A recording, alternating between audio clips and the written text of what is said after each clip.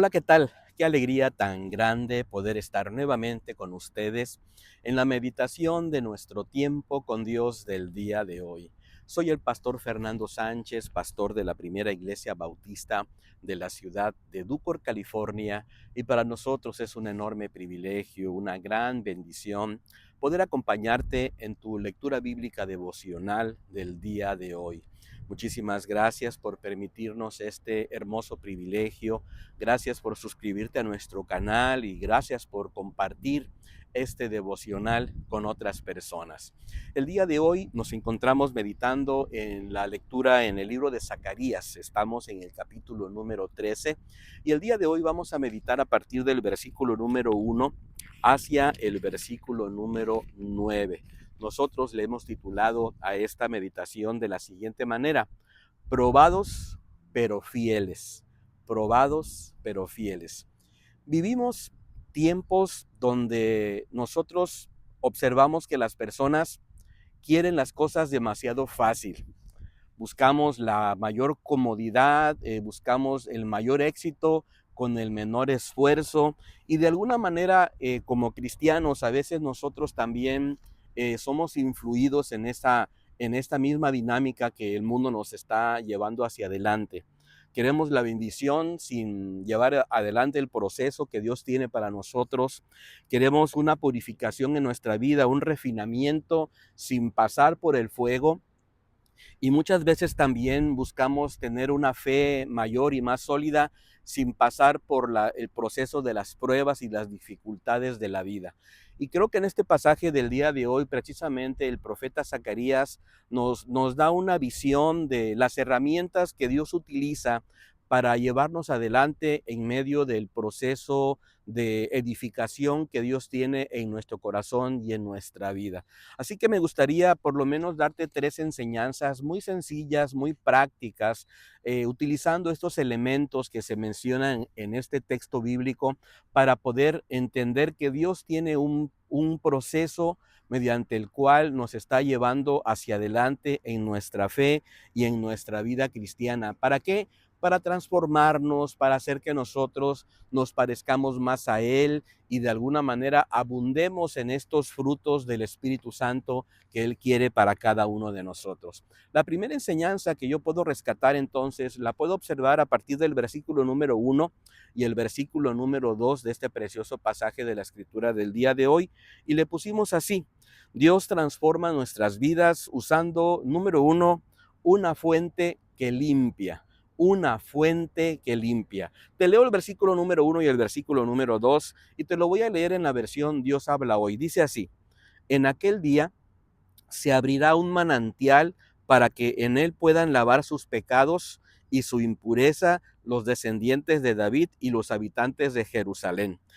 Y en todo este país destruiré hasta los nombres de los ídolos para que no sigan siendo invocados. Y también quitaré del país los profetas y todo espíritu impuro. Yo el Señor doy mi palabra. Nos habla entonces de que en ese momento Dios va a levantar una fuente, un manantial que de alguna forma va a traer purificación, va a traer limpieza, va a traer renovación. Nos habla de esa gracia purificadora que Dios utiliza para llevar adelante en nuestra vida. Y dice que es un manantial, se va a abrir un manantial para que en él se puedan hacer dos cosas. Número uno, limpiar pecados y quitar las impurezas que en algún punto están contaminando la vida. Y querido hermano y querida hermana, quiero decirte que Dios tiene ese precioso recurso, esa fuente de vida, esa gracia redentora que nos otorga a nosotros como cristianos. Debemos continuar entonces a través de esa gracia redentora, utilizando la oración,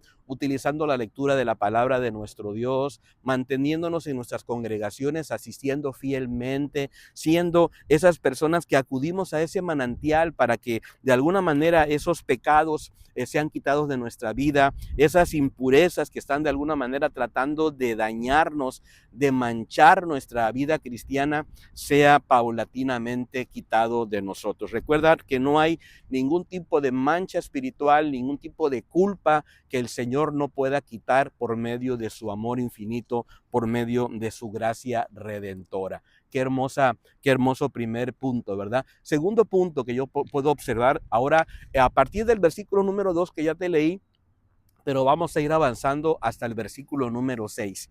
Y le pusimos de la siguiente manera: Dios transforma nuestras vidas utilizando, segundo elemento, una verdad que corrige.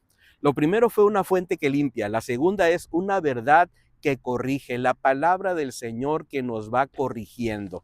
Dice entonces el versículo número 2: y en todo este país destruiré hasta los nombres de los ídolos para que no sigan siendo invocados, y también quitaré del país a los profetas y a todo espíritu impuro. Yo, el Señor, doy mi palabra. Y nos habla de la palabra del Señor, de su verdad que de alguna manera viene para corregir nuestra historia, para quitar todo aquello que no edifica, que no procede del Señor. Se nos habla, entre otras cosas, que hay profetas que están utilizando el nombre de Dios de manera equivocada, y hay personas que están sumidas en la idolatría. En este versículo número 2 dice: y en todo este país destruiré hasta los nombres de los ídolos. Dios se está quitando, ¿verdad?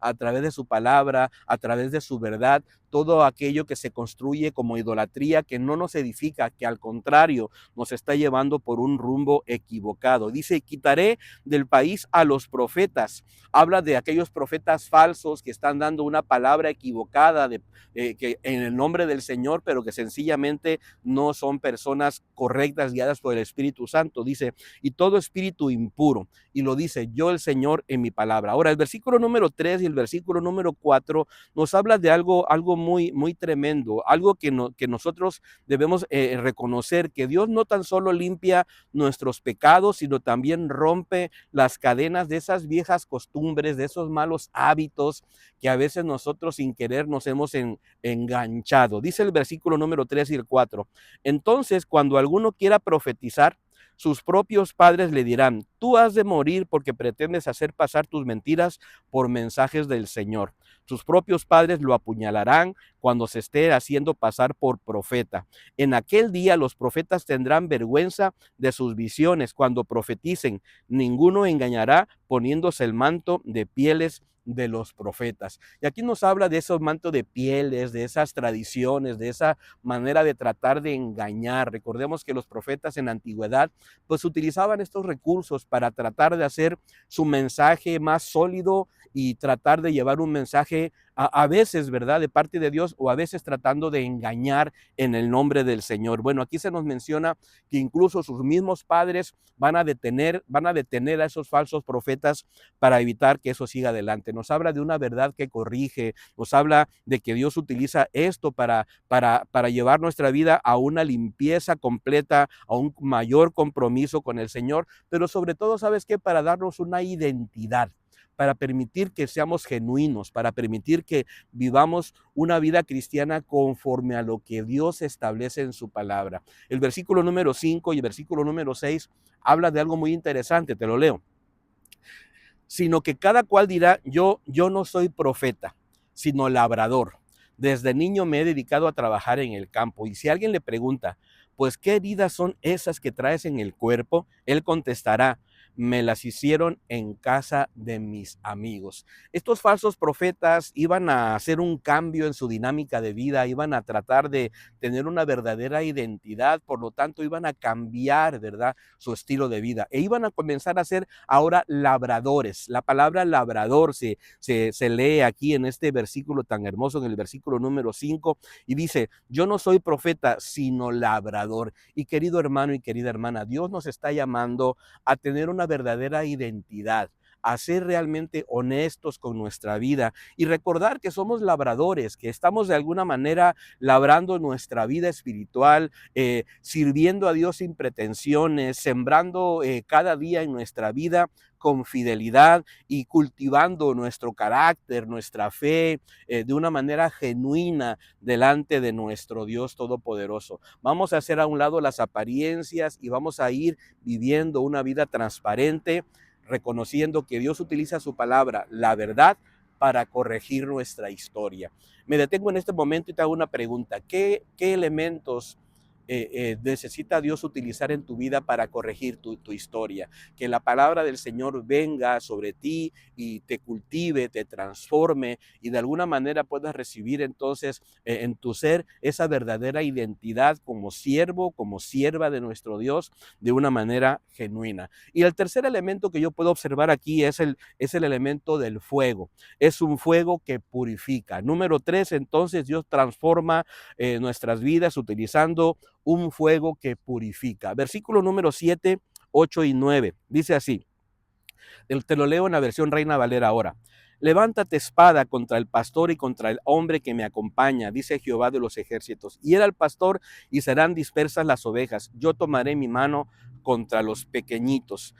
Y acontecerá en toda la tierra, dice Jehová, que 2 tercios serán exterminados y se perderán, mas el otro tercio quedará en ella. A este tercio lo meteré en el fuego, lo fundiré como se funde la plata, lo probaré como se prueba el oro. Él invocará mi nombre y yo lo oiré, yo diré pueblo mío y él dirá Jehová es mi Dios. Y en esta profecía se nos habla de un fuego que viene a purificar una tercera parte de aquellos que han quedado con vida en medio de la situación de destrucción que ha ocurrido. Y sabes, cuando yo pienso en el fuego, pienso por lo menos en 3 características en cuanto a nuestra relación con Dios. Es un fuego que revela lo verdadero. Dice el versículo número 9, dice, lo fundiré como se funde la plata. La plata es un elemento que cuando es fundido, toda la escoria queda a un lado y la plata queda allí aguantando las fuertes temperaturas a lo cual está siendo sometida. ¿Sabes por qué? Porque el fuego te va a purificar. También el fuego fortalece la relación. Dice el versículo siguiente, lo probaré como se prueba el oro. Él invocará mi nombre y yo lo oiré. Habla de que hablaremos con Dios y entonces tendremos una relación con este Dios maravilloso y vamos a tener esa manera de poder cultivar esta frescura de una relación con nuestro Dios, hablando con Él, adorándole en oración, en esa búsqueda de la presencia del Señor. ¿Y sabes qué hace también el fuego? El fuego confirma nuestra identidad. Claro, cuando pasamos por pruebas, cuando somos sometidos a ese fuego purificador, vamos a observar entonces que la identidad sigue adelante. Dice, Él invocará mi nombre y yo lo oiré. Yo diré, pueblo mío. Y Él dirá, Jehová es mi Dios. ¿De qué nos habla esto? Bueno, de esa hermosa identidad, de esa hermosa relación donde Dios nos reconoce como su pueblo y nosotros reconocemos el señorío de nuestro Dios en nuestra vida, en nuestra historia.